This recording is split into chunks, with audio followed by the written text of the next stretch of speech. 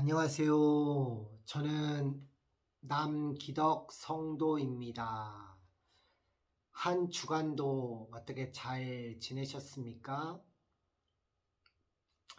저는 오늘 일을 하고 오는 바람에 오늘 토요일 저녁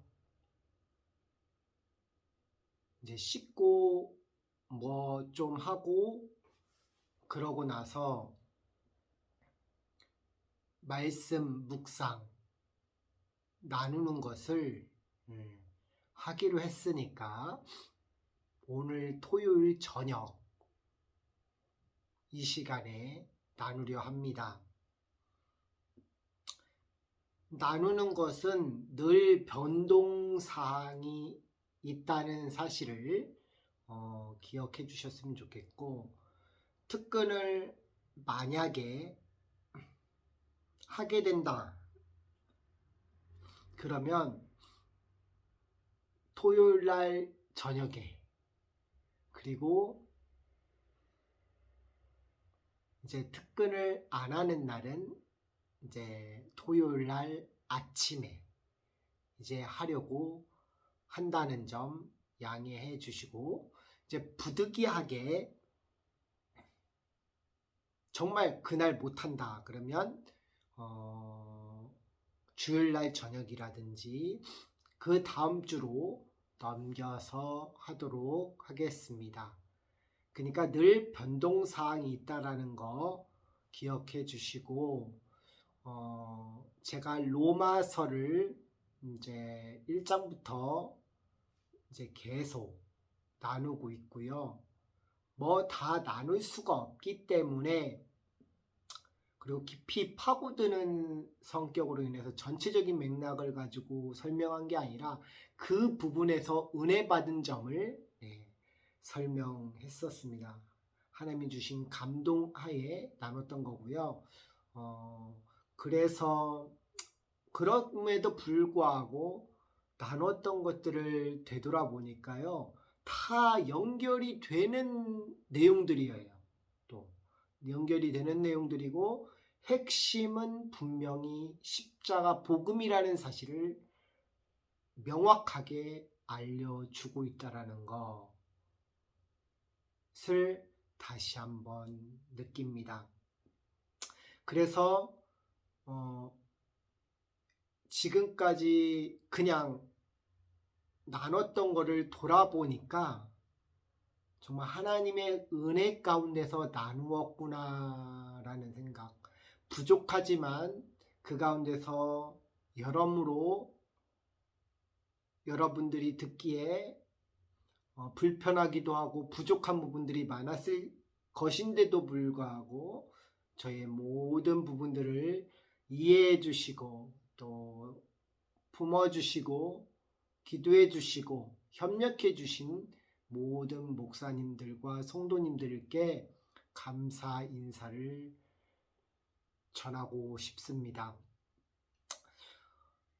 제가 이번 주에 계속 말씀을 묵상하고 있어요.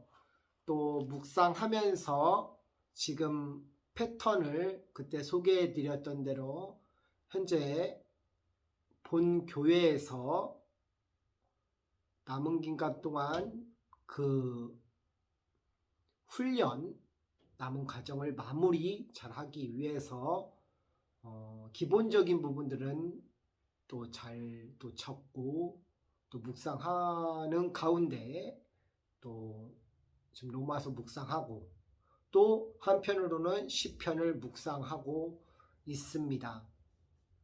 오늘 아침에는 시편 19편에 대한 말씀이 다음 주 것도 다 준비가 돼 있어서 오늘 시편 19편의 말씀을 오늘 나눌 거를 한번 훑어본 다음에 19편을 묵상하고 출근을 했는데요. 너무나도 은혜로운 말씀이 있어요.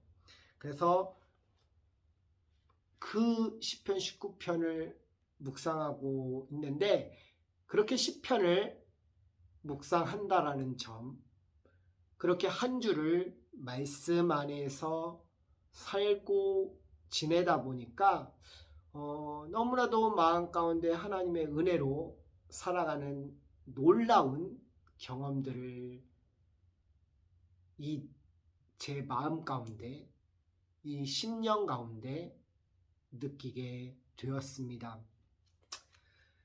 시편 한 부분을 오늘 나눴던 걸 한번 읽고, 또 지금 이제 그리스도 안에 있는 형제들은 율법에서 벗어난 형제들, 7장 1절로 해서 그 원리를 첫 번째 시간을 통해서 나누었고, 두 번째로는 이제 7장 2절에서 4절로 그 원리에 대한 부분을 가지고 비유로 나타났던 혼인관계로 맺어진 그리스도와의 관계, 그 부제를 가지고 나누었고, 또 세 번째로는 오늘 시간이 바로 로마서 7장 5절에서 7절이에요. 그래서 율법의 바른 이해와 적법하게 사용하기라는 제목으로 이제 나눌 거예요, 지금은. 그리고 다음 주에는 이제 다 준비를 했어요. 다음 주에는 참 너무 은혜를 받아갖고 다음 주 거 묵상에 너무 은혜 만나갖고 할 말이 너무나 많습니다. 한 말이 너무나 많아서 참 마음이 먹먹한 심정이에요. 특히 죄 아래 팔렸도다, 이 말에 그거는 연구해서 적어놓은 것도 아니에요. 근데 가슴이 팍, 적었어도 조금밖에 안 적었어요. 딱 먹먹한 느낌이에요. 가슴을 칩니다. 그래서 너무 눈물이 핑 돌게 되더라고요. 그래서 다음 주에는 그 로마서 7장 13절에서 17절로 율법이 제 문제를 해결할 수 없다 편을 네 번째 시간을 이제 가질 거고, 그리고 마지막으로 그 다음 주에는 아마 로마서 7장 이제 21절에서 8장 1, 2절까지 해서 이제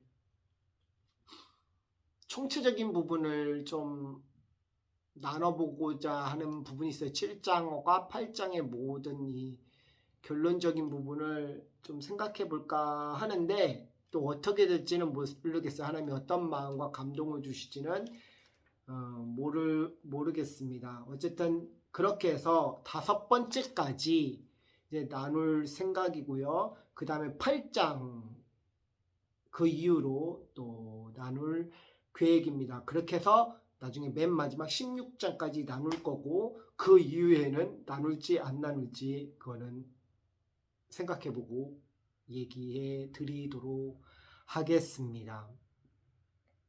나눴으면 좋을까요? 안 좋을까요? 여러분들의 의견을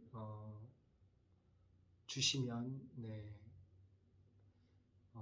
참조하겠습니다. 네, 저는 저를 드러내려고 영상을 킨 거는 아니에요. 로마서로 살아났던 사람이기 때문에 로마서만큼은 나누고 싶다는 그 욕심을 가지고 나눈 거였어요. 그게 욕심이자면 욕심이겠죠. 나눴는데 참 오늘 정말 오늘도 할 말이 많고 다음 주도 할 말이 많은데, 어쨌든 지금 10편 19편을 한번 읽기로 했으니까 한번 읽고 로마서를 나누도록 하겠습니다. 10편 19편, 참 하나님의 은혜가 우리가 쉽게 말로 값싸게 표현할 정도의 그런 은혜가 아니에요. 그 은혜는 이루 말할 수 없습니다. 이루 말할 수가 없어요. 10편 19편에 보면은 이제 제가 읽어볼게요. 하늘에 하나님의 영광을 선포하고 궁창이 그 손으로 하실 일을 나타내는도다. 날은 날에게 말하고 밤은 밤에게 지식을 전하니 언어가 없고 들리는 소리도 없으나 그 소리가 온 땅에 통하고 그 말씀이 세계 끝까지 이르렀도다. 하나님이 해를 위하여 하늘의 장막을 베푸셨도다. 4절에 그 소리가 온 땅에 통하고 그 말씀이 세계 끝까지 이르렀도다. 하나님이 해를 위하여 하늘의 장막에 베푸셨도다. 이 말씀은요, 복음이 전 세계에 퍼질 것에 대한 하나님의 약속입니다. 예, 전 세계적으로 십자가의 복음이 선포될 것을 하나님은 미리 아셨어요. 예수님이 죽으시고 부활하시고 나서 그 승천하신 이후에 제자들을 통해서 초대교회를 통해서 복음이 선포될 것, 그리고 바울을 통해서 선포될 것. 원래 제가 바울을 알게 됐던 것은 성경을 통해서 바울을 처음에 안 게 아니었어요. 제가 잘 알고 있는 바로 그때는 뭐 믿음이라는 게 없었으니까 뭐 예수님 믿었다고 해야 되나 믿기 전이라고 해야 되나 그때쯤이었기 때문에 그때 자기계발서 위대한 상인이라고는 아카바의 선물이라는 책이 있었거든요. 그 아카바의 선물이라는 책 가운데 9가지 두루마기, 성공할 수 있는 9가지 두루마기를 얘기하면서 이제 누구를 소개하냐면 이제 스데반 집사님과 이제 바울 얘기. 처음에 거기서 접했어요. 성경에 있는 내용인지도 모르고 거기에서 이제 바울이 스데반 집사님을 죽였던 장면을 조금 한 달러 거기에 붙여서 소개가 되어 있더라고요. 그래서 처음에 거기서 접했고요. 성경을 보지를 않았기 때문에 그때에 거기서 처음 봤던 게 기억을 나고 그 이후에 왜 거기에 기록되어 있는지는 이유는 모르지만 하나님이 그 부분을 통해서 보게 하시고자 한 부분이 있지 않았을까라는 또 생각도 해보고 근데 어쨌든 중요한 것은 이 구절은요 복음이 바로 바울을 통해서 스데반 집사님을 죽였잖아요. 그래서 하나리 미랄이 된 스데반 집사님의 그 기도가 응답이 되어서 하나님께서 응답케 하셔서 바울이라는 사람을 쓰신 거예요. 스데반 집사님의 그 순교의 한 피의 그 하나의 미랄되게 하셔서 바울 같은 위대한 사도가 있었다라는 거죠. 사실 그래서 집사님이라고 무시하면 안 됩니다. 집사님이라고 스데반 집사님 같은 저도 집사 직분을 받았던 적이 예전에 있어요. 그래서 직분에 대해서 쉽게 주면 안 된다라는 게 너무나도 강합니다. 저는 쉽게 받아서도 안 되고 근데 이 집사란 직분이 굉장히 그때 당시에 저는 스데반 집사님이 모델이었기 때문에 롤 모델이었어서 스데반 집사님을 많이 봤어요. 근데 이 스데반 집사님은 굉장히 하나님을 위해서 헌신한 사람이었습니다. 하나님을 위해서 우리가 원래 봉사하기로 해서 세워진 바 된 베드로와 사도들이 말씀을 점령하기 위해서 기도에 전념하기 위해서 세워졌는데 오히려 반대가 됐어요. 복음을 전파하고 바리새인들에게 오히려 하나님의 말씀을 변증하고 있고 하나님이 어떤 섭리 가운데 우리를 몰아가실지는 모릅니다. 이 스데반 집사님을 통해서 그렇게 역사하시고 빌립을 통해서 역사하셔서 에디아페 넷이 간다게 그 53장 풀어주는 그런 역사도 하나님은 어떻게 복음을 전하게 하실지 몰라요. 목회자만 복음을 전하는 게 아니라 모든 사람이 하나님의 말씀을 알고 연구하고 탐구해서 함께 나누어야 됩니다. 그래서 목회자분들이 그런 것들을 가르쳐주고 안내해주는 역할을 해주는 거라고 저는 생각해요. 그래서 그 가운데 정확하게 배워서 정확하게 나눌 수 있는 그런 하나님의 주신 그 직분으로서의 역할을 감당하는 것. 근데 이 직분도 중요한 게 뭐냐면 믿음의 분량대로, 개혁한 건 믿음의 분수대로 하나님께서 부여해 주셨다라는 거. 그래서 이런 스데반 집사님 같은 분들을 보면서 참 놀랐습니다. 그렇게 해서 복음이 바울을 통해서 이방인들에게까지, 또 많은 선교사님들을 통해서 우리 한국에 언더우드 목사님, 침례교는 페닉 선교사님입니다. 이 페닉 선교사님은 목사님이 아니에요. 제가 알기로는 페닉 선교사님, 그리고 감리교회는 아펜젤라 이제 선교사님, 이런 분들이 들어와서 우리 한국에 부흥이 있었고, 그 부흥이 있었기 때문에 내가 평양 대붕이 1907년으로 알고 있거든요. 그때 부흥이 시작으로 우리 한국계가 100년이 넘도록 급성장을 했습니다. 근데 그 급성장한 데에 지금 현재는요, 하나님 말씀이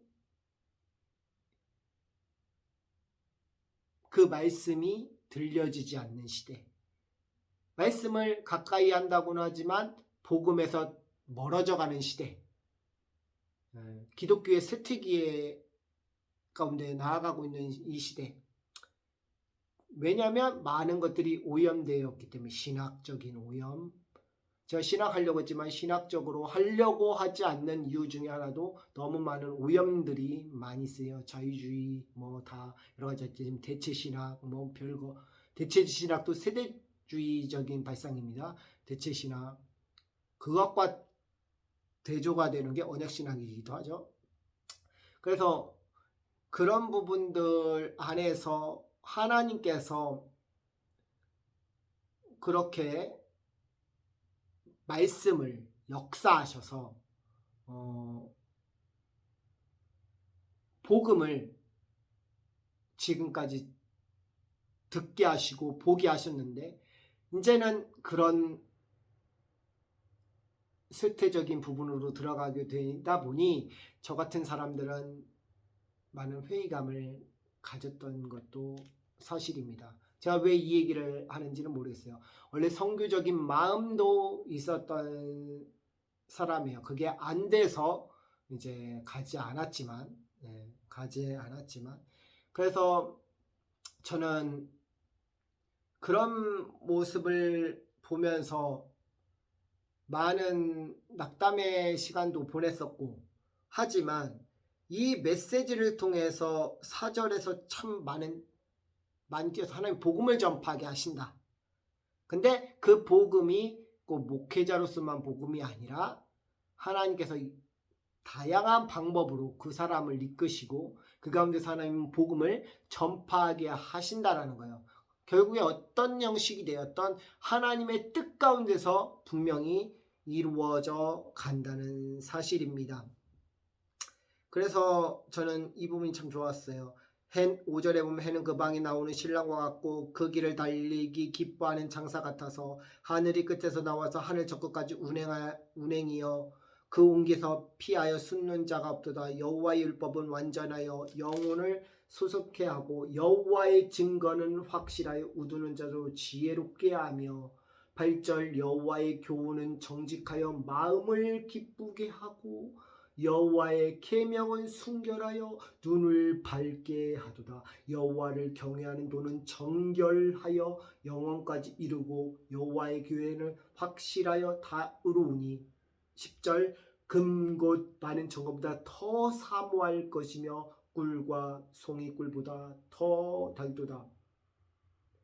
그러면서 12절 자기 허물을 능히 깨달을 자가 누구요? 나를 숨은 허물에서 벗어나게 하소서. 또 주의 종의 고범죄를 짓지 말게 하시고 그 죄가 나를 주장치 못하게 하소서. 그리하시면 내가 정직하여 큰 주가에서 벗어나겠나이다. 나의 반석이신 나의 구속자이신 여호와여 내 입의 말과 마음의 묵상이 주님 앞에 연락되기를 원하나이다. 하나님께 드려지기를 원한다. 하나님께 기쁨으로 드려지기를 원한다. 근데요 14절 뭐라고 되어 있냐, 그렇게 죄 가운데 살고 우리가 하나님 말씀대로 살려고 하지만 부족함이 많고 보여지죠. 근데 뭐라고 하시냐? 나의 구속자이신 여호와의 내 입술의 말과 마음의 묵상이. 그래서 나의 구속자이신 여호와여 내 입의 말과 이 영광 구절이요. 욥기 19장 제가 좋아하는 욥기 19장 25절 26절인가요? 그 구절하고 똑같아요. 바로 구속자 되신 예수 그리스도만을 바라보라는 거예요. 그 분에 대한 마음의 묵상, 십자가 복음에 대한 그 마음의 묵상이 주의 마음에 연락되기 원합니다. 그러니까 우리가 죄를 짓고 부족하지만 하나님께 연락드릴 수 있는 방법은 하나님 말씀 앞에 가까이 가는 거라는 거예요. 하나님 말씀 앞에 가까이 나아가는 거라는 겁니다. 연락되는 방법은요, 우리가 죄 가운데 있지만 제가 다음 주에 나눌 것도 있어요. 그 나눌 것 중에서 자꾸 먹먹하게 했던 거, 죄 아래 팔렸도다 얘기하면서 내가 원함은 내가 원함은 하면서 자기는 그것을 죄를 짓는 것을 몹시 싫어하지만 자기가 그렇게 행한다라는 겁니다. 그렇게 행하게 되는 것을 보니 근데 그게 뭐냐? 죄가 그렇게 한다는 거예요. 죄된 본성이 그렇게 한다는 거예요. 우리가 그 생각하고 마음에 그렇게 하지 않으려고 했던 그것이 죄된 본성 가운데 그렇게 행하고 있다는 거예요. 근데 그 말씀이 참 은혜가 되었습니다.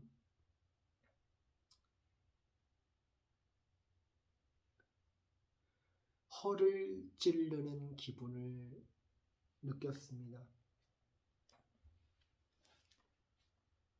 내가 행하는 것을 내가 인정하지 않는다. 그런데 내가 원하는 것, 즉 그것을 내가 행하지 아니하고 내가 미워하는 것, 즉 그것을 내가 행하기 때문이라. 내가 행하기를 원하지 않는데 그걸 내가 행하고 있대. 이거는 다음 주에 나눌게요. 너무 제가 제대로 맞았습니다. 죄 아래 팔렸다가 해서 그냥 지난주하고 또 다르게 이번 주는 완전 공두박질 쳤어요. 죄 아래 팔렸도다 그 말에 그 묵상에서 적은 것도 있는데요. 그 적은 거는 둘째 치고요. 이 부분에서 완전 곡부라 넘어졌어요. 제가. 여러분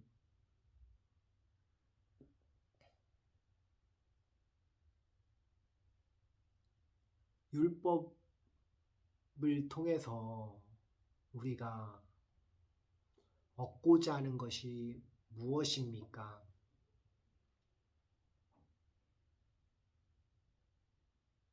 율법을 늘 강조하는데 율법을 통해서 뭘 얻고 싶습니까?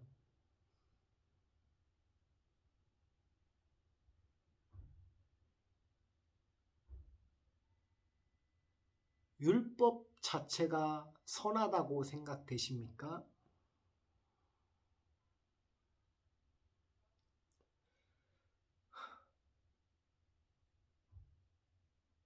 여러분, 우리가 그것 선하신 주님에 대해서 참 말을 많이 합니다. 그런데 그 선하신 주님 앞에서 우리가 서 있을 때 보면은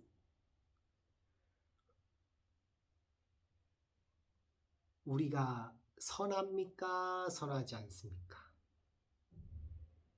도리어 악하지 않습니까?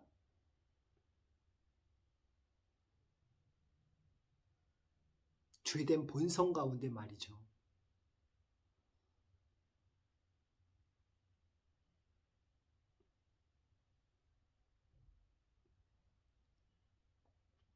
우리는 진짜 우리가 선을 행할 수 없는 존재라는 것을 로마서 7장에서 완전히 꺾어 놓게 됩니다.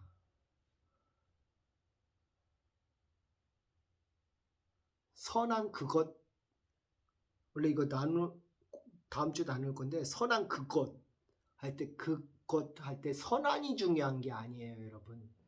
뒤에 그것이 중요합니다. 그것. 선하게 하는 그것. 맛배기를 보여드리자면 문맥상에서 여기서 선하다라는 표현이 무엇을 얘기를 하냐면 율법을 얘기해요. 율법을. 근데 문맥하고 그 단어를 분석해 보면 선하다는 그 말보다 그 뒤에 있는 내용이 더 중요해요. 그것이란 그 단어가 더 중요합니다. 그러니까 선하다는 그 율법을 주체하는 이가 있다라는 사실이거든요. 선한 그것이라는 그 말 자체에. 근데 그것이라는 것에서 어떻게 표현되어 있고 쓰여져 있냐면 여러분 굉장히 놀라운 사실이에요. 그것을 소유하신 분, 그게 누구죠? 그것은 소유격입니다. 소유. 율법을 소유하신 분이 누구죠? 그걸 제정하신 분이 누구죠? 바로 우리 구주 예수 그리스도이십니다.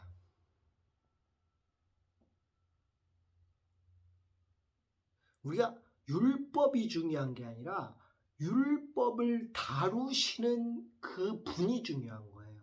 그 분. 그 의미를 우리가 보지만 그 의미보다 더 중요한 게 뭐냐면 그 의미를 드러내신 분이 더 중요하다는 거예요. 그 가운데서 그 의미의 존재성이 드러난다는 거죠. 그래서 제가 다음 주에 나눌 건데 너무 은혜 받았고 더 나누고 싶어 미치겠는데 좀 이따 다음 주에 나누겠다 하면서도 자꾸 여기서 멈추고 싶은 게 뭐냐면 마음에 진짜 큰 감동이 있었어요. 여러분 다음 주에 기대하셔도 좋습니다. 똑같은 내용인데 똑같이 은혜 받게 될 겁니다. 네, 진짜 은혜 받을 거예요. 지금 27분을 넘어가는데 이제 이것을 나누려고 합니다. 이제 로마서 얘기하다 보면은 시간이 금방 이렇게 지나가요. 그래서 1시간 할 게 아니라 1시간 반까지 가는 것 같아요. 할 말이 너무 많아. 할 말이 너무 이 마음에 벅찬 그 마음이 너무 많아갖고 이거를 어떻게 말을 해야 될지를 모르겠어요. 진짜 미치겠습니다. 와, 진짜 미치겠어요. 어떻게 해야 될지 이 마음을 주체를 못하겠어요. 그거를 짧게 얘기해야 되는데 근데 이해하고 들으세요. 제가 너무 마음이 좀 그렇습니다. 마음에 정말 나누고 싶은 거 많은데 혹시라도 나중에 뵙게 되신 분 있으면은 그때나 한번 또 나누어 드리도록 할게요. 지금 7장 5절에서 7절을 우리가 한번 읽어보겠습니다. 우리가 육신에 있을 때에는 율법으로 말미암는 죄의 정욕이 우리 지체 중에 역사하여 우리로 사망을 위하여 열매를 맺게 하였더니 이제는 우리가 얼매였던 것에 대하여 죽었으므로 율법에서 벗어났으니 이러므로 우리가 영의 새로운 것으로 섬길 것이요 의문의 묵은 것으로 아니할지니라. 그런즉 우리가 무슨 말을 하리요? 율법이 죄냐? 그럴 수 없느니라. 율법으로 말미암지 않고는 내가 죄를 알지 못하였으니 곧 율법이 탐내지 말라 하지 아니하였더라면 내가 탐심을 알지 못하였으리라. 아멘. 오늘 30분 다 돼가네요. 1시간 정도 할 것 같은데 제목이 율법의 바른 이해와 적법하게 사용하기입니다. 율법의 바른 이해와 적법하게 사용하기. 이거는 지난번에 우리 귀한 김인수 목사님이 디모데전서 1장 8절을 인용하신 것을 인사이트를 얻어서 오늘 제목으로 붙여버렸다고 얘기했습니다. 큰 제목으로는 여러분 다 얘기했잖아요. 그리스도 안에 있는 형제들은 율법에서 벗어난 형제들입니다. 큰 제목은 그게 이제 세 번째 시간이에요. 세 번째 시간. 그 세 번째 시간의 부제목은 율법의 바른 이해와 적법하게 사용하기입니다. 5절 보실까요? 5절. 우리가 육신에 있을 때에는 율법으로 말미암는 죄의 정욕이라고 되어 있습니다. 우리의 육신에 있을 때에는 이라는 것은 여기서 육신에라는 것은 우리가 지난번에 제가 얘기했던 것을 하시면 기억나시고 육신하면 원어가 바로 사륵스라는 뜻이에요. 이거는 육체에라는 거예요. 육체에. 여기서 에는 에라는 게 n이에요. n. 에. 또 안에 뭐뭐에서 뭐뭐 안에서 할 때 쓰이는 거라고 했습니다. 육체에 있을 때에 여기서 있을 때라는 것이 있을 때에 할 때 그 n은요 n인데 이 n이 뭐뭐였다라는 거예요. 뭐뭐였다. 그러니까 n인데 이 n이 뭐냐면 에이미의 미완료형입니다. 에이미는 뭐뭐였다라는 뜻이고요. 그 뭐뭐였다라는 뜻인데 이것이 에이미의 미완료형으로 되어 있는 것은 현재 진행하고 있다라는 거예요. 뭐뭐였다라는 게 현재 진행 중에 있다라는 거예요. 그러니까 앞에 있는 게 뭡니까? 육신에 있을 때였다라는 거죠. 육신에 있는 그것이 현재도 계속 진행되고 있음을 얘기하고 있어요. 그리고 있을 때에는 할 때 때가요 호태예요. 부사입니다. 부사. 그 호태라는 다는 것은 호스에서 왔다고 했습니다. 호스가 관계 지시를 가리킨다고 제가 얘기했었습니다. 뭐냐면 우리가 육신에 있을 때 육신과의 관계 가운데 있을 때에 우리가 죽게 되면은 우리의 육체의 장막을 벗고 주님의 나라로 갑니다. 그러나 현재는 우리가 살아있는 몸을 지니고 있기 때문에 육신이 있어요. 육체를 지니고 있어요. 근데 이 육체는 뭐냐면요. 죄 가운데 주어진 몸이에요. 우리가 태어날 때부터 원죄를 갖고 태어납니다. 그래서 죄 가운데 태생한 우리의 연약함을 드러내 보여주고 있고요. 이것이 죄와 관계 속에서 죄의 지시를 받고 살고 있다는 측면으로 묘사하고 있습니다. 그러니까 뭐냐면 우리가 육신에 있을 때라는 것은 단순히 우리의 육신이 있을 때만을 말하는 것이 아니에요.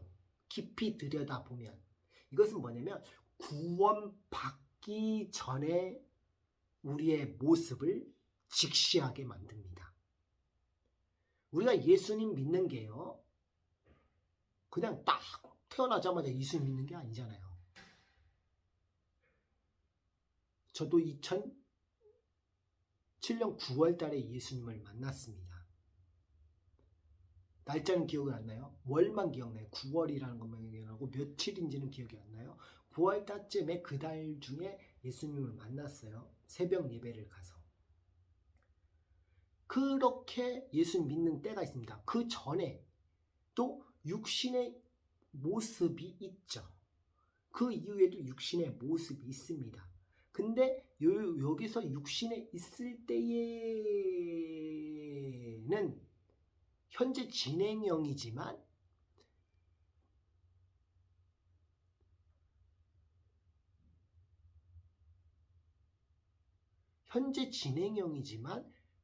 구원받기 전 과거적으로 묘사가 되어 있어요. 과거적으로 묘사가 되어 있습니다. 뒤에 내용의 문맥을 보면은 그렇게 인식할 수밖에 없습니다. 그건 추후에 뒤에 더 보도록 하겠고요.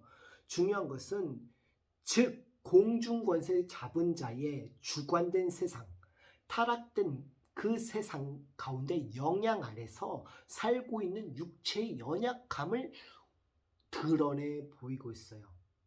그래서 로마서 6장 19절에 보면은 뭐라고 되어 있냐면 너희 육신의 연약함으로 내가 사람의 예대로 말하노니. 지난번에 의의 종이 된 성도, 죄의 종이 아닌 의의 종이 된 성도에서 제가 얘기했었습니다. 이 구절에서 너희의 육신의 연약함으로 내가 사람의 예대로 말하노니 라고 그 말씀을 얘기했잖아요. 너희 육신의 연약함으로 사람의 그 관례대로 말한다고 제가 지난 시간에 얘기했었습니다. 그렇기 때문에 우리는 그 연약함 가운데에서 우리는 죄를 짓고 살아갈 수밖에 없습니다.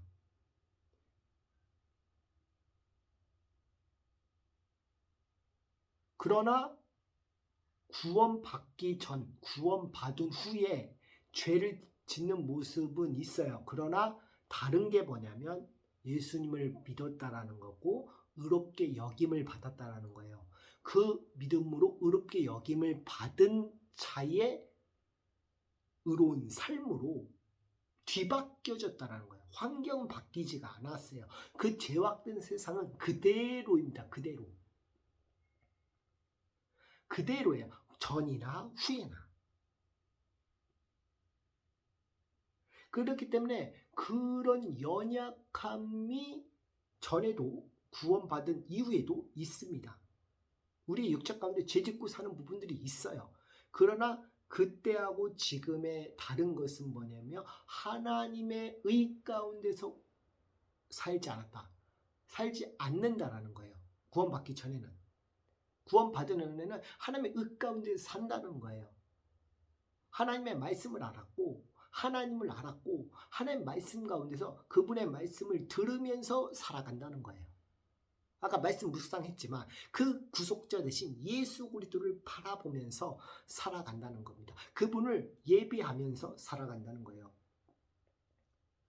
우리는 그렇기 때문에 고린도전서 1장 29절에 보면은 이는 아무 육체도 하나님 앞에 자랑하지 못한다고 되어 있습니다. 그리고 고린도전서 15장 39절에는 이러한 혈과 육체는 하나님의 나라를 이어받을 수가 없다고 그럽니다. 그러한 우리의 육신으로는요 절대 구원받을 수 없습니다. 그리고 어떤 행위로도 구원받으려고 한다고 할지라도 구원받을 수가 없습니다. 우리 죄된 인간의 그 본성 자체로는 절대 죄 안 짓고 살아갈 수밖에 없어요. 우리가 그때 지난번에 얘기했지만 혈과 육체로 하나님의 나라를 이어받을 수 없다고 그래서 무슨 죄의 명령을 얘기하면서 고린도 교회인가요? 절대 하나님의 기업을 유업받을 수 없다라고 얘기했는데 그 문맥은요. 문맥이 잘 이어지지 않는 구절이에요. 그 구절은. 그러니까 그 그 안에 제가 지난번에 얘기했잖아요. 예수님 믿는 사람만 있는 게 아니라고. 그 교회에 예수님 믿는 사람만 있는 게 아니라 예수님 믿지 않는 사람들도 있습니다. 더러. 그 전체 대상을 두고 얘기를 하고 있는 거예요. 그 전체 대상을 얘기하는데 그 사람들한테 얘기를 하면서도 예수 믿는 우리에게도 경각심을 주기 위해서 같이 함께 얘기를 한다는 겁니다. 그러니까 여기서 형제들이라고 얘기를 하면서 나의 형제라고 생각하면서 얘기하는 것은 그들이 구원받았다고 우리가 알 수는 없어요. 그러나 그들에게 경각심을 주고 경고를 주고 그럼으로써 그 사람이 다시 주님께 돌아오기를 바라는 거죠. 하나님이 선택하신 자는 사람은 돌아오게 되어 있으니까. 그렇지 않은 자는 떠나갑니다. 대마라는 사람이 있습니다. 대마처럼 떠나갑니다. 대마라는 사람이 있어요. 대마도 하나님, 바울이 언급을 한번 했었으니까 바울과 함께 그렇게 사역하다가 나중에 떠나갔다라고 바울이 고백을 했거든요. 그러니까 그렇게 떠나간 사람들이 있어요. 그런 사람들은 선택받지 못한 자라고 밖에는 보여지지 않는 거죠. 그렇기 때문에 우리는 다 알 수는 없어도 그런 것들을 통해서 특징적으로 보면서 우리가 알게 되는 겁니다. 그것도 확실하게 우리가 판단할 수는 없어요. 우리가 그것을 판단할 수 있는 건 우리 주님뿐이 없습니다. 그러나 그런 특징들 안에서 그럴 가능성의 여지를 둘 수는 있겠죠. 그리고 그들이 구원받기를 바라고 다시 돌아오기를 간절히 기대하기 때문에 복음을 전하는 겁니다. 예수님의 그 심정으로. 그래서 거기에 있는 본문은요. 이어받을 수 없다는 건 뭐냐? 죄 가운데 그대로 있는 상태에 있다면 주님 없이 십자가의 복음 없이 그대로 너희들이 불신앙과 불순종 가운데 있다면 절대로 기업받을 수가 없다. 그겁니다. 한마디로 말하면. 그런 죄를 어떤 행위를 졌으니까 구원받지 못한다. 그런 맥락이 아니고요. 그런 죄를 범했으니까 당신은 구원받지 못해. 이런 말이 아닙니다. 그렇게 말하면 안 돼요. 그렇게 말하는 게 아니라 그런 행위 때문이 아니라 그런 죄 가운데 있는 상태라면 그 죄 가운데 있는 상태라는 건 뭐야? 불신앙 상태, 불순종의 상태, 불신앙의 상태는 뭘 얘기하는 겁니까? 예수님 안에 거하지 않는 사람들이에요. 예수님 안에 거한 사람은 그렇게 살아갈 수가 없습니다. 그 가운데서 그분의 은혜 속에서 살아갈 수가 없어요. 물론 죄를 짓긴 하겠지만 그 죄 가운데서 탄식이 터지고 애통함이 있죠. 그것이 화인 맞은 사람처럼 아무 무감각 없이 죄를 짓고 그 가운데서 살지는 않습니다. 믿는 사람이면 그거에 대한 경각심을 갖고 삶는 가운데 돌아오게 되어 있겠죠. 어쨌든 그런 맥락입니다. 그래서 이런 혈과 육체로는 하나님 나라를 이어받을 수 있다. 그런 육체적인 죄된 본성 안에 있는 그 자체로는 절대 유업을 이어받을 수 없다. 죄의 경각심을 가져라. 이 얘기입니다. 이 얘기예요. 그래서 그것을 이제 요한복음 1장 14절을 보면은 그러한 하나님께서 뭐라고요? 하나님께서 말씀이 뭐라고요? 육신이 되어 그런 육체 때문에 우리 예수님께서는 육체가 되어 우리 가운데 오셨다라고 말합니다. 모든 육체를 하나님의 구원하심을 보게 하기 위해서 오셨다라는 거예요. 고린도전서 5장 5절에 보면 이런 육신을 멸하고 주 예수의 날에 구원을 얻기를 원하신다고 했어요.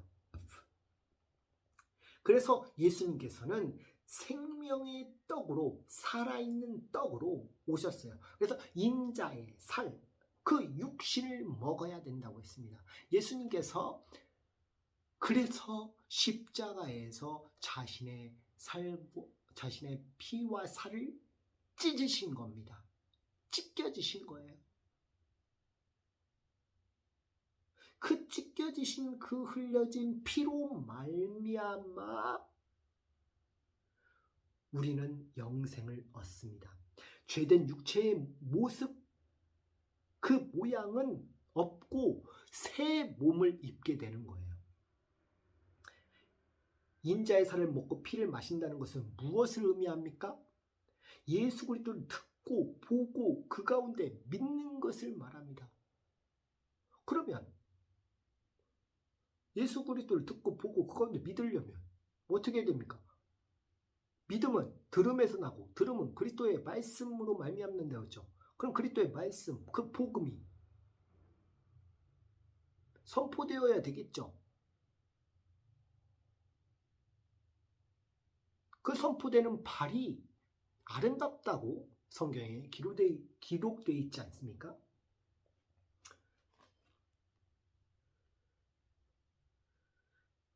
그렇게 육신에 있을 때에는 율법으로 말미암아 죄의 정욕이 우리 지체 중에 역사하여 율법을 통하여서 율법을 말미암아서 죄의 정욕이 우리 지체 중에 역사했다. 여기서 죄는 우리가 다 알고 있는 하마르티아입니다. 하마르티아는 하마르타노에서 왔어요.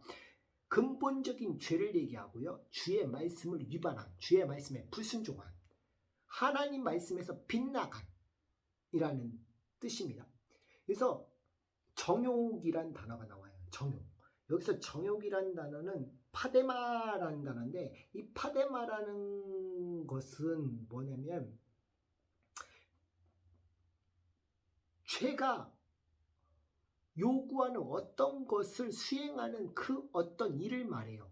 우리 마음이 가까이 하길 원하는 마음 가운데 어떤 죄가 요구하는 것들을 자꾸 수행하게 만들어요. 그런 마음을 불러일으켜요. 그게 정욕입니다. 그게 정욕이에요.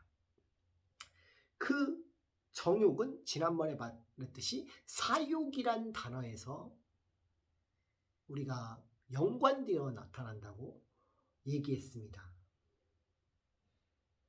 그 사욕이 동경이란 뜻이라고 제가 간절히 원하는 것, 동경이라고 했고요. 그게 그 정욕이라는 것이 또 우리가 로마서 1장에 보면 무엇과 연관되냐면 동성애에 관련된 내용하고도 연결된다고 제가 말씀드렸습니다.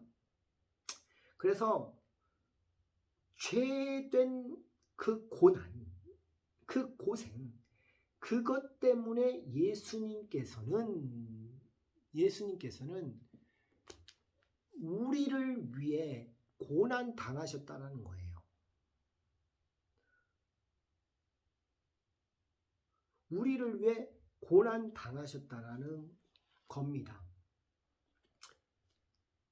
그 고난받은 주님을 생각할 때 주님을 위한 괴로움, 그 파데마를 바울은 기뻐했어요. 디모데후서 3장 11절을 볼까요? 디모데후서 3장 11절, 10절하고 11절 볼까요? 디모데후서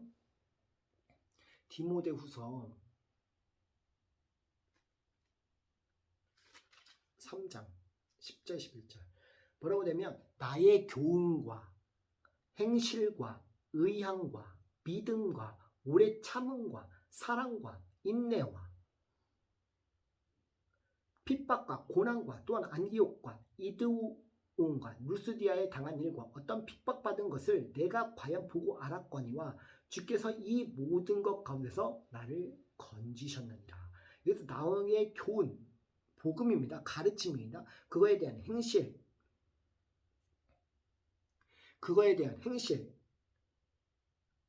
주의 말씀 안에서 믿음으로 성장하는 것을 얘기합니다.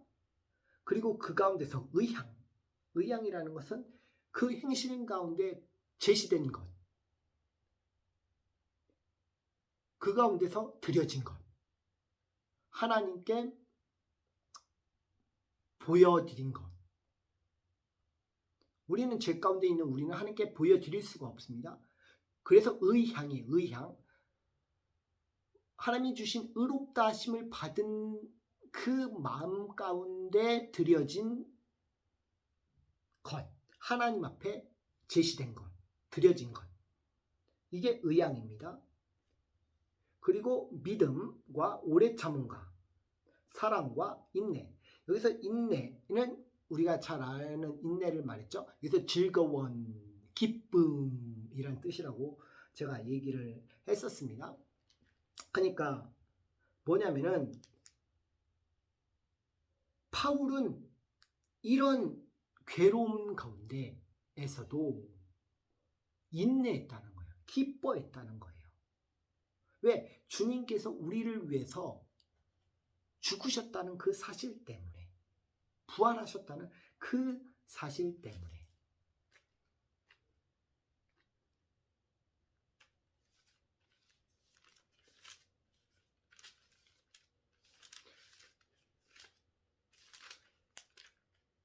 그리고 백전 5장 9절 보면은 너희 믿음을 굳게 하여 저를 대적하라. 이는 세상에 있는 너희 형제들도 동일한 고난을 당하는 줄 알미니라. 우리가 굳게 해야 될 것은요, 뭐냐면요, 하나님께서 우리를 구원하신 그 은혜로 복음 안에서 이 일을 행하다가 닥치는 그런 고난이기 때문에, 그런 그 가운데서 우리의 죄 가운데서 하나님께서 그 은혜 가운데서 용서받은 그 죄인으로서 예수님의 고난 당하신 것을 우리가 묵상하는 가운데 그 믿음으로 굳게 서서 그것을 대적하라는 거예요. 그 죄를 대적하라는 거예요. 그 가운데서 하나님의 죄로 인한 그 고통, 아픔, 그 고난, 탄식, 이런 것들이 나에게만 있는 게 아니라 내 안에 있는 모든 형제들, 예수님의 핏값으로 산 모든 형제들에게 동일하게 있음을 베드로는 알려 하노라 하고 얘기하고 있는 겁니다.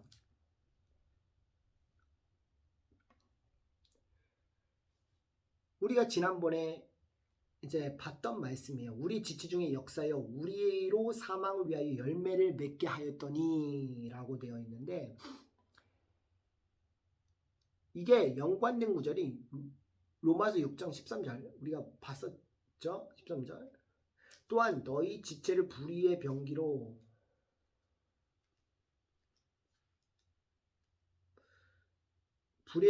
죄에게 드리지 말고 오직 너희 자신을 죽은 자 가운데서 다시 산 자와 같이 하나님께 드리며 너희 지체를 의의 병기로 하나님께 드리라. 여기서 우리 지체는 멜로스 중에 역사하여 라는 거예요. 역사하여. 그러니까 지체라는 것은 지난번에 말했듯이 여기서 지체는 몸의 사지를 얘기합니다. 아내라는 것은, 중애라는 것은 아내의 지체의 역사였던 거예요. 우리 죄된 육신 그 지체, 몸의 사지, 죄된 본성 가운데 가지고 있는 그 몸의 사지, 몸의 지체, 그 지체 중에 역사여서 죄 가운데 무기로 내주지 말라라고 얘기했습니다. 드리지 말라. 죄에게 내주지 말라. 불이라는 것은 법적 용어라고 제가 지난번에 얘기했습니다. 아디티키한데 아디코스에서 왔다고 했어요. 그 부정이란 단어라고 지난번에 얘기했습니다. 그래서 그것과 연관된 구절을 요한복음 18장 3절 말씀을 예를 들어서 얘기했습니다. 예수님을 죽이려고 들고 온 횃불과 무기, 그 중에 무기를 사용했다라는 거예요. 더 키포인트가 부각된 게 횃불보다 무기입니다. 무기. 예수님께서 다시 한번 죽이는 못 박는 도구로 사용되는 것과 같다라는 것.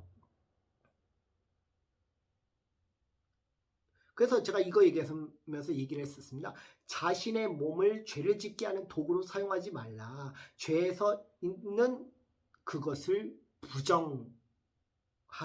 죄에 서 있는 그것을 부정하라. 그러니까 이런 것들이 우리 지체의 역사하였다라는 거예요. 그 역사라는 게 에넬게우, 죄된 본성 가운데 죄의 그 가운데 거하여서 활동하는 것, 활동하지 말라는 거예요. 이게 다음 주에 나눌 것과도 굉장히 연관됩니다. 왜? 죄론이에요. 죄론. 그러니까 우리가 죄에 대한 것을 분명하게 인지해야 돼요. 이게 인간론과 같이 우리가 보면서 정확하게 꼬집어야 될, 그리고 부각시켜야 될 내용입니다. 이 내용이 방금 설명했던 죄 아래 팔렸도다. 그리고 뒤에 내가 하는 것을 내가 인정하지 않는다. 이는 내가 원하는 것, 즉 그것을 내가 행하지 않냐고 내가 미워하는 것, 즉 그것을 내가 행하고 있다. 죄된 본성 가운데, 원죄가 들어온 우리 죄된 본성 가운데, 우리 죄 가운데서 우리는 살아가는데, 예수님의 피로 구원받은 우리는 그 죄 가운데서 그분을 의식하면서 그런 것들을 활동하지 말라.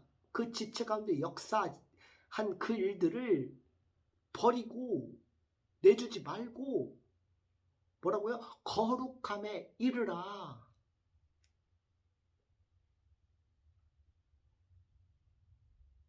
그러면서 의의 병기로 드려라. 의 가운데 드려라. 의 가운데 살아라. 의의 무기로 드리라. 이거는 무기라고 표현되어 있지만은 죄에게 내주는 게 아니라 의에 내주는 삶, 의 가운데 살아가는 삶, 거룩함에 이르는 삶, 그 삶을 살으라는 거예요. 왜? 하나님께서 우리를 위해서 죽으셨기 때문에. 율법을 통해 죄된 본성 가운데 그 일을 수행한 모든 사실, 그 활동을 말을 합니다. 우리의 연약한 육신으로 한 그 활동을 말하고 있고, 그것이 결국 그 결과 사망에 이르는, 사망을 위하여 열매를 맺게 한다는 점이에요. 사망을 위하여 열매 맺는다는 것은요, 그것을 통해 알 수 있는 것은요, 율법은요, 우리의 연약한 죄된 본성 가운데 우리 몸을 통해 우리 죄를 고발하고 있다라는 겁니다.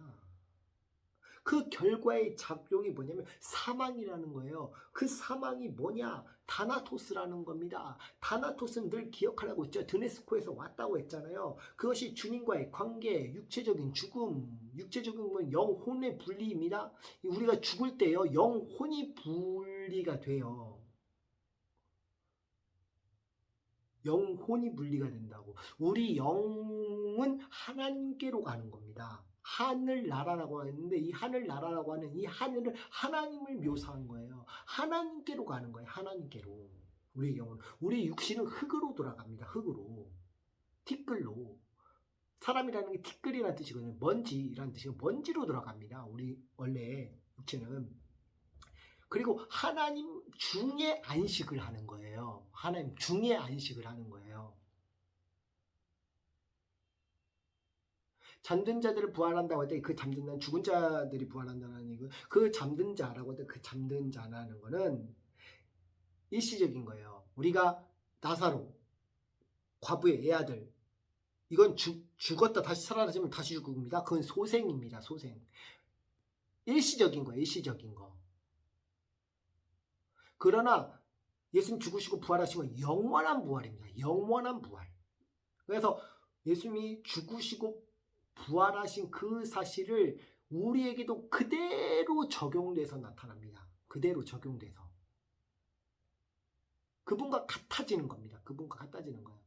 근데 죽어있는 상태가 아니라 그분 안에 안식한 그 가운데, 예? 잠들었다는 일시적인 거예요. 일시적인 그 안식, 그 안에서의 안식 가운데 부활한다는, 영혼은 안식 가운데 있어요. 그 안식하는 가운데 부활하는 거예요.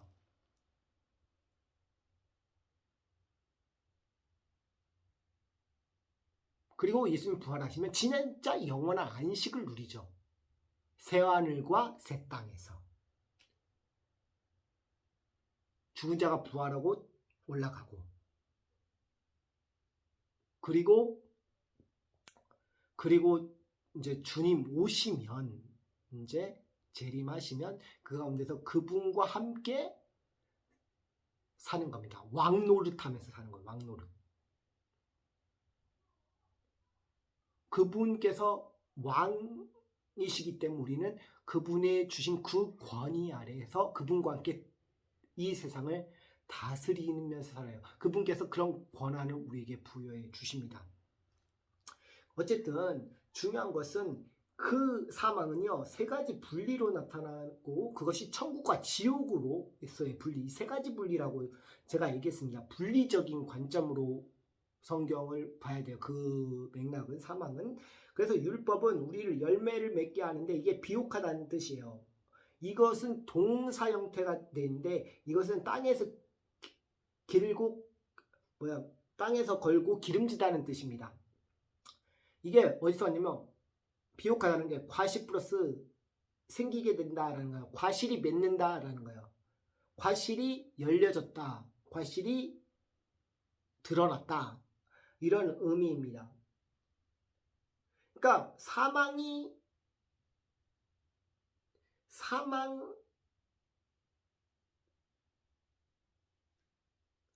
위하여 열매를 맺게 하였다. 이것이 죄된 본성 가운데 그런 죄들이 지체 가운데 역사에서 사망을 맺게 만들었다. 우리의 그 죄된 본성이 중요한 거야. 원칙관 등 그 본성이 그 사망의 열매를 맺게 하였다라는 거예요. 그러면서 6절에 이제는이라고 하는 거예요. 그러니까 뭐예요? 그거는 그 전의 일이라는 거예요. 사망이라고 하는 이 일은요, 예수님을 알기 이전이라는 겁니다. 예수님 가운데 의롭게 여김을 받기 이전이라는 거예요. 그래서 여기서 이제 어떤 것에 대한 설명, 호태 붙으면서 가르 문법상 어떤 것을 설명하면서 우리 있는 중에 N 하면서 그것 이제 호가 붙었어요. 그리고 육신 사륵스 그리고 다시 호 정관 지시대명사가 붙었고 정과 육 정요 파데마 그 다음에 죄 하마르티아 그리고 디아 전치사가 붙었습니다. 그 다음에 호가 다시 붙고 그 다음에 율법의 역사는 할 때 에겔로가 붙고 그 가운데 호 정관지시가 붙고 그 다음에 지체 이렇게 붙었습니다. 그 다음에 우리 해몬 대명사 이렇게 붙었거든요. 이런 식으로 붙었어요. 그러니까 뭐냐면요. 어떤 것을 설명하면서 우리가 있는 중에 그것이 지시하는 바대로 육신이 지시하는 바대로 우리의 정욕이 그 관계 가운데 죄를 짓는 그것을 통하여서 율법으로 역사하는 그 가운데서 지체 가운데 우리는 사망을 맺을 수밖에 없다. 이렇게 문법이 연결되어 있어요. 그래서 거기서 우리라는 것은 해몬입니다. 해몬인데 여기서 해몬은요 에고에서 왔는데 에고가 1인칭이에요. 1인칭이고 나의 속격복수로 되어 있습니다. 나의 속격복수. 그러니까 우리라는 표현되어 있는데 우리라는 그 표현 안에는 나라는 사람이 강조가 되어 있는 거예요. 속격복수로 되어 있는데 그 속격복수라고 되어 있는 부분은 결국에 뭐냐면요. 그 속 안에 있는 것은 우리 중에 중점은 바로 나. 내가 죄인이다. 다른 사람이 죄인이라는 것도 있지만 내가 죄인이라는 다른 사람의 큰 죄보다 내가 더 큰 죄인이라는 사실을 인지하는 가운데 이 해몬이라는 대명사가 붙은 거예요. 해몬이라고 하는 1인칭 속격복수가 붙은 거예요. 복수 형태 우리 모든 인간을 가리키지만 중심은 나를 중점을 두고 얘기하고 있는 거죠. 그 사람을 더 큰 죄인이라고 보기보다 내가 그 사람은 더 큰 죄인이라는 것을 인식하면서 우리 이렇게 표현하고 있는 거예요. 그래서 그런 가운데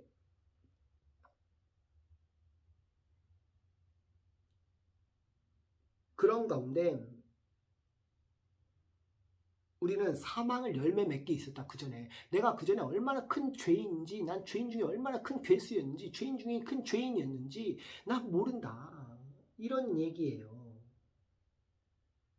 그러니까 우리는 이 부분을 통해서 반대로 뭘 우리가 알 수 있냐면요. 사망에 이르는 열매가 있으면 뭐가 있습니까? 생명에 이르는 열매가 있어요. 의의 열매가 있어요. 구원에 대한 열매가 있어요. 그렇죠? 그것이 잘 드러나가 있는 게 네 가지 비유입니다. 네 가지 비유. 좋은 땅에 뿌려진 좋은 열매. 좋은 열매. 우리는 하나님을 위하여 열매를 맺은 존재예요. 말씀을 통해서 하나님에 의해서 그 의 가운데서 맺어진 열매예요. 그분의 영을 통해서 맺어진 열매예요. 절대 예수님 믿는 자는 사망에 이르는 열매를 맺을 수가 없습니다. 그게 성경의 원리예요. 그리고 죽은 자 가운데서 부활하신 이에게 가서 그 관계적인 측면에서 발생한 사실을 우리가 기억해야 합니다. 이 사실을 통해 알게 되는 것은요. 하나님을 믿는 자는요. 하나님과 관계된 좋은 열매가 발생하는데 복음의 진리에 입각하여 작용되면서 반대로는 그 관계에서 벗어난 즉 율법 아래 있게 되었다는 것을 그것이 작용되어서 나쁜 열매를 가져왔다는 사실을 우리는 알 수 있다는 겁니다. 그러니까 우리가 하나님 관계된 좋은 열매와 발생해서 복음 진리에 입각하여 작용되는데 반대로 그 관계에서 벗어난 것은 율법 아래 있을 때에는 결국에 그 반대에 벗어나서 율법 아래 있을 때에는 죄 가운데 있었을 때에는 그것이 작용돼서 나쁜 열매가 맺을 수밖에 없다는 거예요. 그러니까 율법으로 역사한 거죠. 율법, 우리가 외적인 그 율법 안에서 죄가 드러나는 가운데 그 죄 속에서 우리는 사망에 이르는 열매를 맺게 됩니다.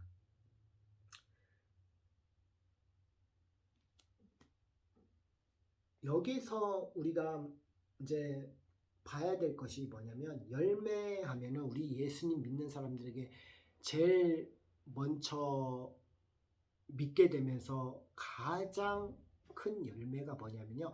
회개에 합당한 열매입니다. 회개에 합당한 열매. 여기서 좋은 열매라고 했지만요. 먼저는 회개에 합당한 열매예요. 회개는요. 뭐냐면요. 메타노이아라는 거예요. 메타노이아. 그 메타노이아에 대한 비길 수 있는 정도를 얘기를 하면 비길 수 있는 정도. 그러니까 회개에 적당한, 회개로 하나님 보시기에 적당한 그 열매. 이게 칼포스라는 거에서 왔어요. 칼포스. 근데 이것이 또 무엇과 연결이 되냐면요. 성령의 열매와도 연관이 됩니다. 성령의 열매. 성령의 열매와 연관이 되고요. 그 열매는요. 또 우리의 고백하는 입술의 열매도 하고도 연관이 됩니다. 그리고 의와 평강의 열매, 빛의 열매, 이 모든 열매들을 맺게 됩니다.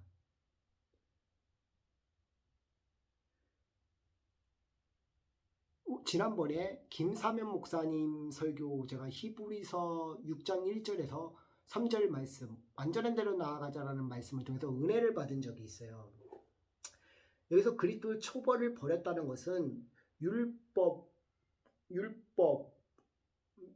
그 조상들의 규례와 법도에 모여서 그전으로 돌아가는 상태가 바로 그리스도의 초벌을 버린 거라고 얘기를 하셨습니다. 그러면서 죽은 행실의 회개라고 했는데 그 회개가 바로 여기 메타노이아, 회개에 합당한 열매, 마태복음 3장 8절에 있는 회개에 합당한 열매와 연관이 있는 동일한 메타노이아라고 쓰여진 회개예요. 회개. 근데 거기서 말한 죽은 행실의 회개는 뭐냐면 율법 아래서의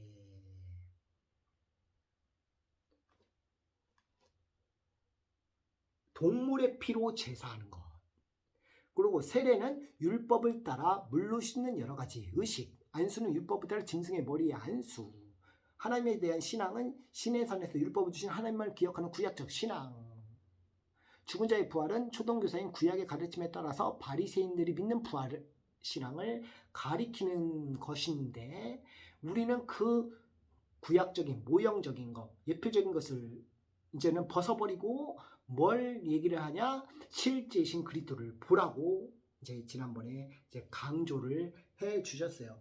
그래서 그 그리스도의 완전한 대로 나아가는 것, 그 가운데서 우리는 좋은 열매를 맺을 수 있다는 거예요. 회개에 합당한 열매 가운데서 좋은 열매를 맺을 수 있다는 거예요. 구원의 열매, 성령의 열매, 의의 열매, 빛의 열매. 이런 모든 열매들이 예수님 믿는 가운데 나타나고 있고요. 그 열매를 통해서 그 사람이 예수님 믿는 사람인지 믿지 않는 사람인지 우리는 그것을 통해서 알 수 있다는 겁니다.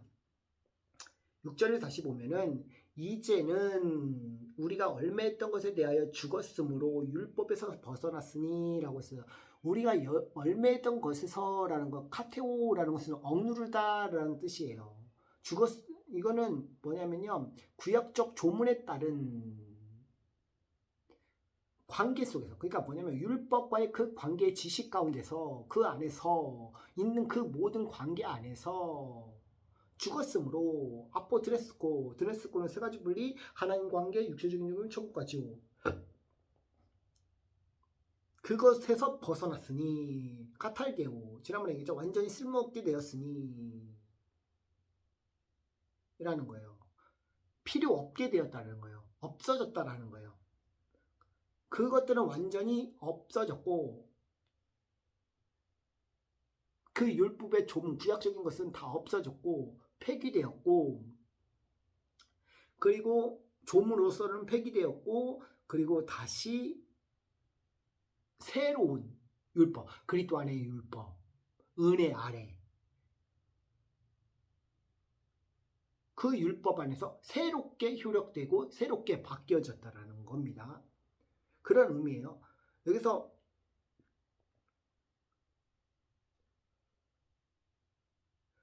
뭐라면요, 율법에서 벗어나신 이러므로 우리가 영의 새로운 것으로 섬길 것이 의문에 묵은 것으로 아니할지니라 라고 되어 있습니다. 여기서는 죄가 드러나서 결국에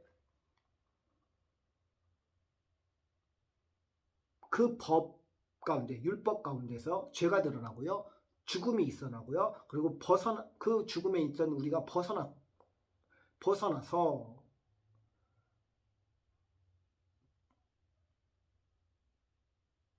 죄를 주관하는 것, 또 율법 아래 마귀의 멸함으로부터 벗어났다라는 겁니다. 여기서 이러므로라는 거는 역시 그러하기 때문에 우리가 영의 새로운 것으로 카이노테스거든요. 이 카이노테스는 카이노스에서 왔어요. 새로 지으셨다. 또 어떤 새 언약, 새 계명, 새 피조물 이런 것들을 표현했을 때에 영의 새로운 것을 그렇게 표현했습니다. 그러니까 카이노스와 왔는데 이게 새 언약, 그 새로운 것의 새 언약, 새 계명, 새로 지으신 새 피조물 이런 표현들에서 이 원어 카이노테스의 어원인 카이노스에서 이런 단어들이 등장했다는 거예요. 그러니까 이건 뭐냐면은 그리스도의 성령으로 인하여 그리스도의 사랑, 그 언약을 알고 새롭게 되어진 것을 그 안에서 섬기는 종이 되었다 라는 거예요. 이제 더 이상 율법의 조문으로는 아니할 것이다. 율법은 주문이라는 뜻이 뭐냐면 그람마라는 뜻이요. 기록, 문서라는 뜻입니다. 묵은 것은 고대 이전이라는 거예요. 그러니까 고대에 남겨져 있는 문서를 통해서라는 의미예요. 이게 필라이 호테스인가 그럴 거예요. 필라이 호테스 제가 써놨는데 필라이 호테스인가 그럴 거예요. 제가 글씨체가 좀 그래갖고 그런데 어쨌든 고대 이전이라는 거예요. 묵은 것은 고대 이전. 율법의 조문이란 그람마, 기록, 문서를 가리키고 묵은 것은 고대 이전이에요. 고대에 이전에 기록된 그 문서를 가리킵니다. 그러니까 뭐냐면 고대 율법의 조문이라는 것은 뭐냐? 고대의 문서와 같이 여겨서 지금 시대에 적용하여서 글자 그대로 사용하는 것은 아니라는 겁니다. 율법의 조문의 영향은 기계적인 것을 받아 적어서 그것을 현대식 교훈으로 그 방식으로 삼아서 하나님 말씀으로라고 표현하지만 인본적 역사성을 가지고 철학적으로 풀어서 자신들의 하나님의 말씀을 그려내는 것이 특징입니다. 우리가 알아야 될 게 있습니다. 신본적인 것, 신본주의와 인본주의 이 두 가지는요 구분하셔야 됩니다. 그리고 성경 역사, 세속 역사 이 두 가지도 구분하셔서 설명하셔야 됩니다. 성경 역사는 신본적인 입장에서 보는 거고요. 세속 역사는요 인본주의적인 것의 입장에서 보는 거예요.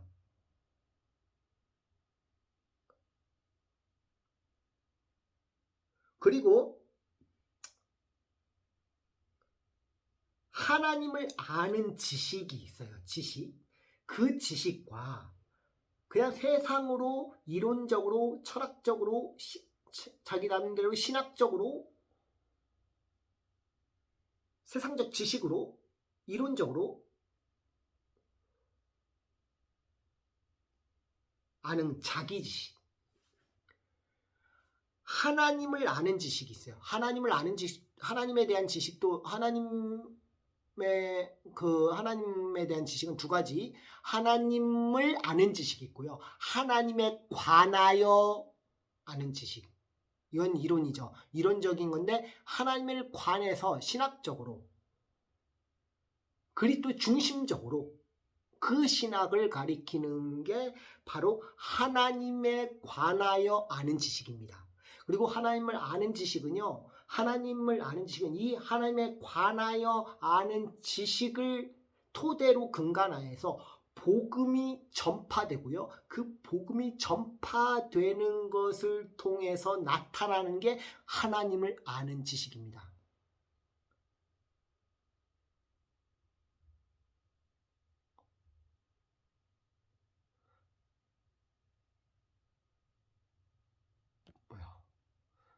하나님을 아는 지식입니다.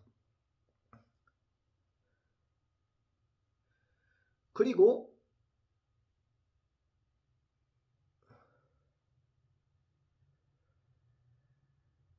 하나님을 아는 지식은 인격적이에요. 인격적. 그냥 관한 것으로만 알면 그거는 그냥 지식으로만 쌓여지게 됩니다. 그러니까 하나님을 관하여 알아도 인격적인 것을 토대로 알아야 돼요. 그 인격적인 그 관계 안에서 공부하고 배워서 이성적으로 알아야 됩니다. 그러나 이성으로만 알아도 안 돼요. 그리고 감정으로만 신앙해도 안 됩니다. 이런 구분점이 중요하고요. 또 뭐냐면 영적이라는 말은 있어요. 우리도 영적인 의미를 부여합니다. 그러나 영적인 부분은 중요하지만 영지주의는 틀린 거죠.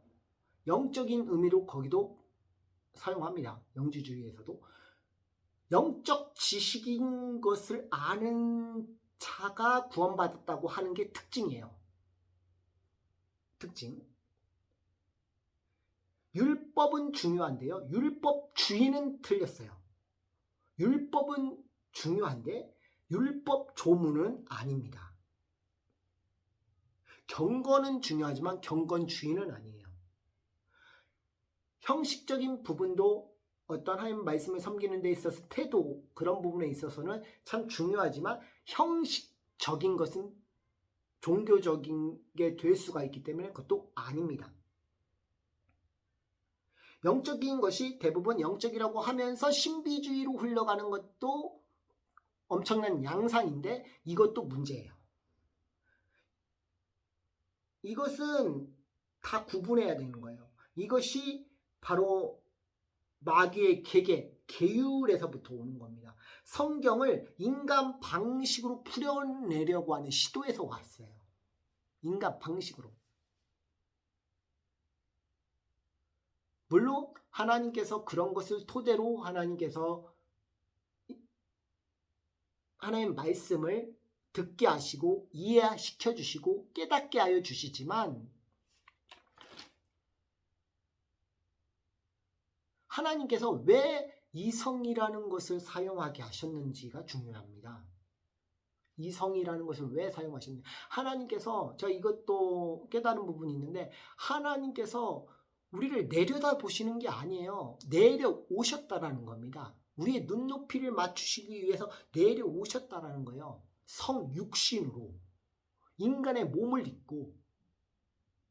죄가 없으신 분이 우리의 죄를 짊어지시기 위해서, 우리와 함께 하시기 위해서, 우리와 공감하시기 위해서 우리에 대해서 다 아시는 분이 있는데도 불구하고 내려오셨다는 거예요. 내려다 보신 게 아니라 내려오셨다는 거예요.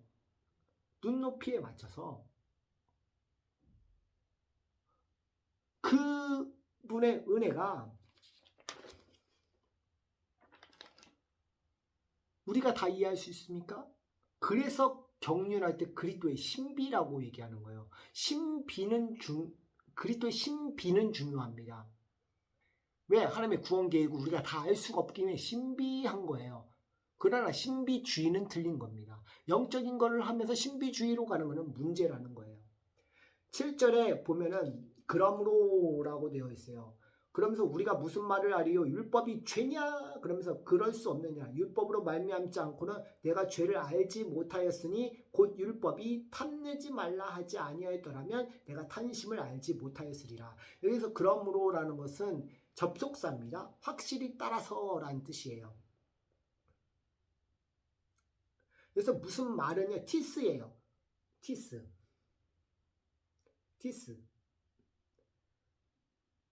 그러면서 뭘 얘기하고 있습니까?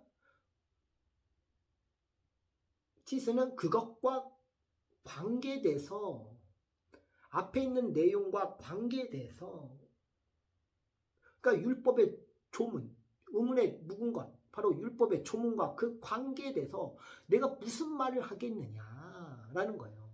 무슨 말을 하리요라는 것은 티스, 의문대명사예요. 누구, 무엇, 어느 것이라는 거예요. 그것과 상반되는 관점에서 설술하면서 그럴 수 없다. 부정적 대답을 함축 의문사로 되어 있습니다.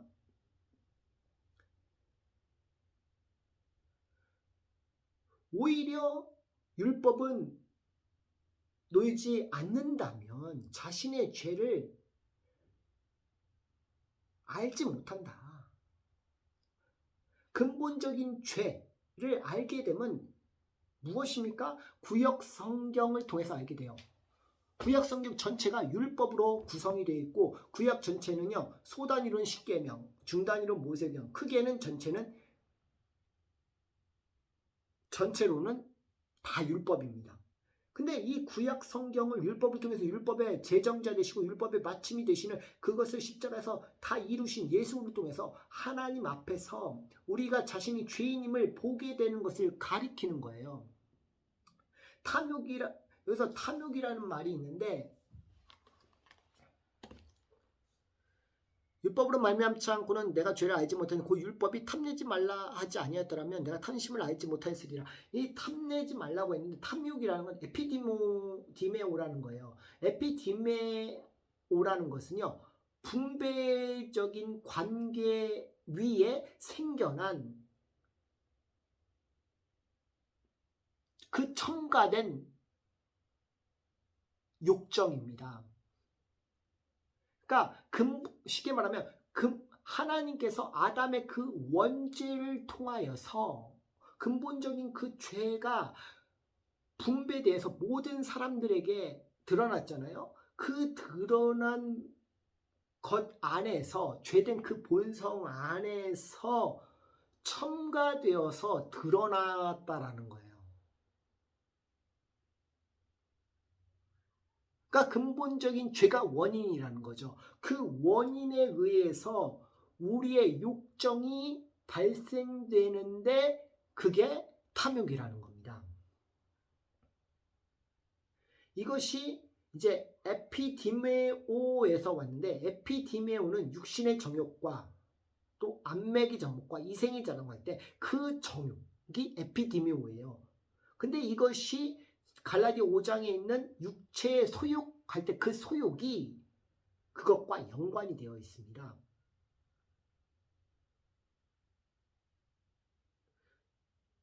이것은 어디서 왔냐? 세상의 것이라는 그 모든 곤충권세에 잡은 자의 그 세상의 것이라는 모든 토대위에서 왔다라는 거예요.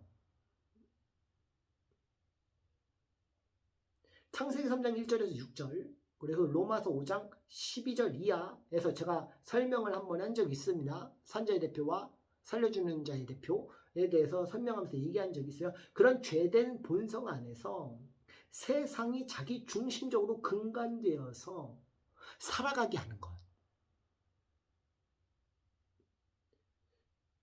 그렇다면 율법은 뭐냐? 율법은 선지자들의 증거로서 선포된 것입니다. 율법에 담긴 의미를 바울이 알게 되었기 때문에 그것을 전한 거예요. 요한복음 1장 7절에도 모세, 모형, 예수님의 모형이다. 참 모세신 그리스도를 통하여 생겨났기 때문에 그 율법에 담긴 의미를 볼 수 있는 거예요.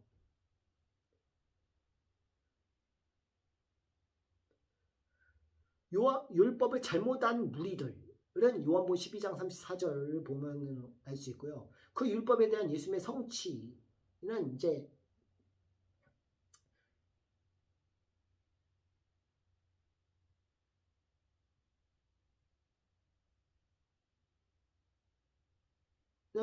뭐 요한복음 15장, 또 누가복음 24장, 뭐 여러 가지 말씀들이 있어요. 하나님의 약속에 관한 것들, 또 이사야서 2장 3절, 이사야서 51장 4절, 뭐 시편 119편, 또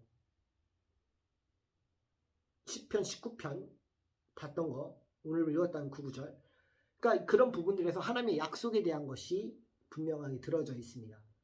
그러니까 율법을 세우신 것은 그리스도에 관한 언약이라는 겁니다.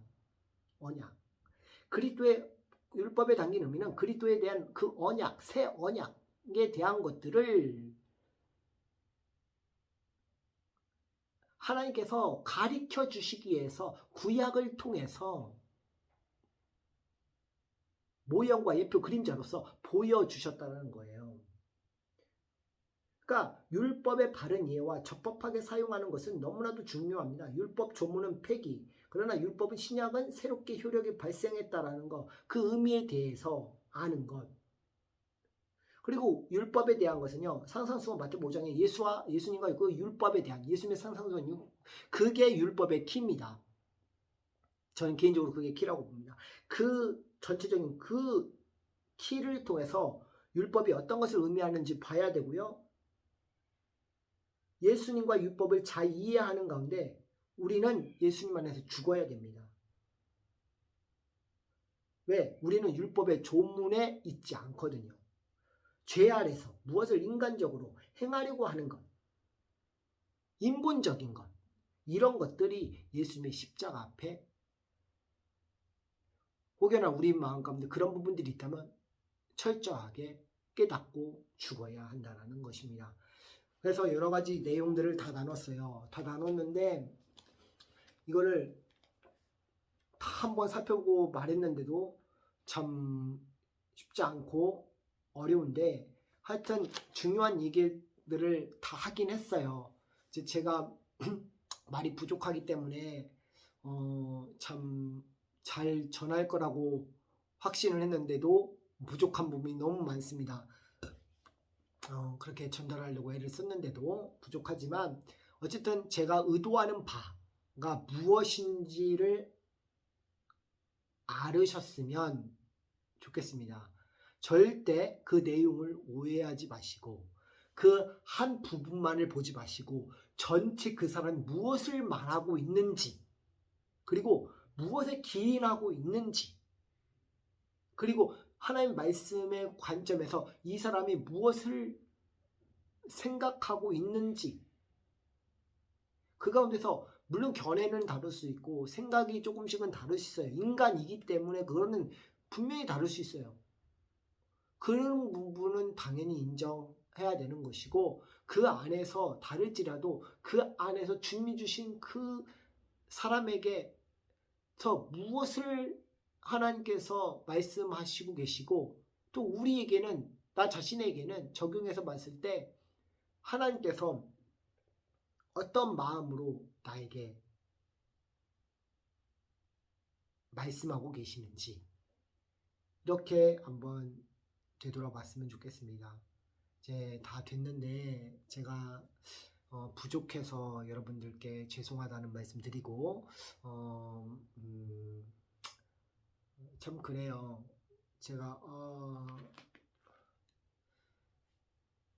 제가 요 부분만 되면은 가슴이 뛰어요. 그 한마디에 가슴이 뜁니다.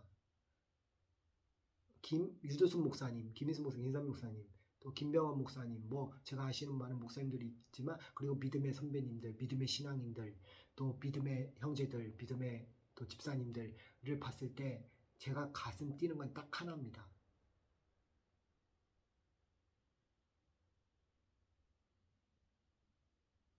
그 죄에 대한 것을 분명하게 정의를 내려서 꼭 집어서 얘기를 하시면서 그 가운데서 내가 얼마나 큰 죄인인지 목도하게 만들 때 그리고 그분이 이 죽을 수밖에 없는 죄에서 왜 십자가를 짊어져야만 했는가 그 죄의 심각성을 각성하게 만들 때 인간의 모든 총체적인 문제가 죄의 문제라는 사실을 직시하고 그것이 모든 해결점이 하나님께 바로 우리 구주 예수 그리스도께 있다는 사실을 선포되어짐으로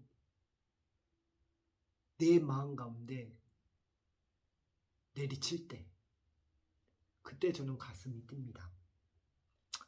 그냥 복음 선포라고 해서 다 가슴 뛰는 게 아니라 그것을 뼈저리게 죄의 심각성을 짚어주실 때 그리고 그 죄의 그런 심각성이 큰 죄, 사망이 이룰 수밖에 없는 큰 죄, 그 죄를 해결할 수 있는 방법이 예수님 십자가밖에 없다라는 사실을 그냥 말로가 아니라 그것이 가슴으로 팍 치게 될 때, 인격적으로 주님 앞에 치게 될 때, 그때 저는 참 마음이 먹먹합니다. 죄 아래 팔렸도다. 이 부분 얼마나 은혜가 되든지 여러분, 저희들이요 죄 아래 팔린 존재입니다. 지난번에 이게 거래하려는 시도에 대해서 한번 말씀하신 적이 있어요. 김민수 목사님이셨나? 이렇게 말씀하셨던 게 있어요. 근데요 그 부분이 위로가, 우리 모두에게 위로가 되는 게 뭐냐면 죄된 본성. 이 죄된 본성이 그렇게 하도록 만든다는 거예요. 우리 인간을, 우리 사람을 그렇게 죄된 본성을 그렇게 하도록 만든다는 거예요. 근데 예수님 믿는 사람조차도 그러대. 제가 요즘 은혜 받은 게 바로 그거예요. 아니 오히려 세상 사람들 왜 교회 다니는 사람이 더 악하지? 교회 다니는 사람보다 왜 예수님 믿는 사람들이 더 악하다고 생각이 들지? 라고 하는 의구점이 들 때가 있어요.